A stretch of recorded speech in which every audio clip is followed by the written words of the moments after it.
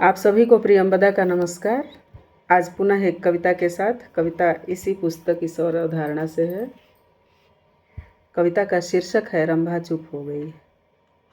पहली बार जब रंभा को देखा था, फूलों सी हंसती, नदी सी इठलाती, गौरैया सी फुदकती हुई। फूलों सी हंसती, नदी सी इठलाती और गौरैया सी फुदकती हुई, मृगी सी आँखों में बला का चप्पल ले लिए हुए। मृगी सी आँखों में बला का चापल ले लिए हुए, तरासे हुए बदन के साथ प्रकृति के अनुपम उपहार सी दिखी थी मुझे। तराशे हुए बदन के साथ प्रकृति के अनुपम उपहार सी दिखी थी मुझे। कोई 16-17 की वय में थी वह उस समय। कोई 16-17 की वय में थी वह उस समय। बात बेबात मुस्कुराना और सवालों की बौछार करना उसकी आदत थी। बात बेबात मुस्कुराना और सवालों की बौछार करना उसकी आदत थी। मसलन, आप लिखती क्यों हैं, आप पढ़ती क्यों हैं, आप सबकी तरह क्यों नहीं हैं, आप इतनी गंभीर क्यों हैं, आपने सब कुछ सहना कैसे सीखा, आपने सब कुछ सहना कैसे सीखा। जो आपको परेशान करता है उसका प्रतिकार क्यों नहीं करती, जो आपको परेशान करता उसका प्रतिकार क्यों नहीं करती। क्यों नहीं देती बुढ़िया चाची का जवाब आप, क्यों नहीं देती बुढ़िया चाची का जवाब आप।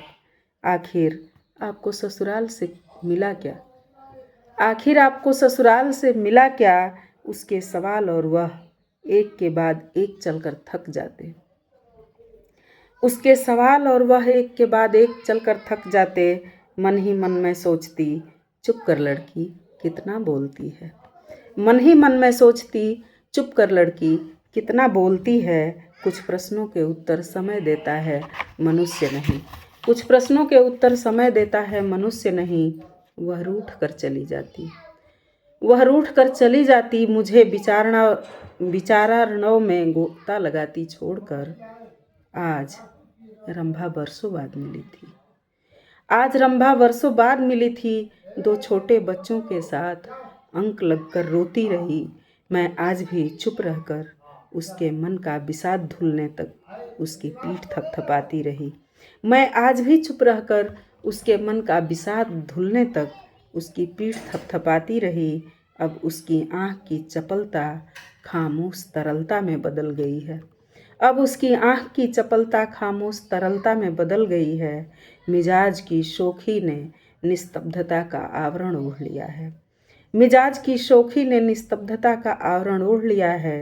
रंभा अब चुप हो गई है, समय ने उसे उत्तर दे दिया है और मुझे और गहरी चुप। रंभा अब चुप हो गई है, समय ने उसे उत्तर दे दिया है और मुझे और गहरी चुप। धन्यवाद।